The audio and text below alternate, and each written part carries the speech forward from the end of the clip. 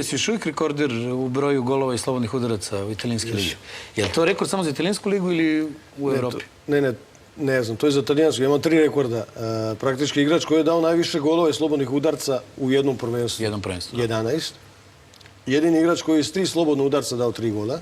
Što si mučio to golmana? Da, dobro, ajde kaži ga treći rekord. I treća je najviše golova i slobodnih udaraca od kad se igra fudbal u Italiji. Sve ukupno u kriju, bravo. Na kojoj utakmici to kad si dao 3 komada? Sa Sampdorijem, protiv Sampdorije. Te on nešto molio, nemoj više, si mu ti nešto pokazivao? Ne, to je bilo, ja sam igrao tamo, to je Ferron, jedan koji je bio u Sampdoriji kad sam ja bio tamo. I onda je on znao šta je. Znaš, imaju ti golmani koji manje više, oni hoće da budu, pa se krenu malo ranije.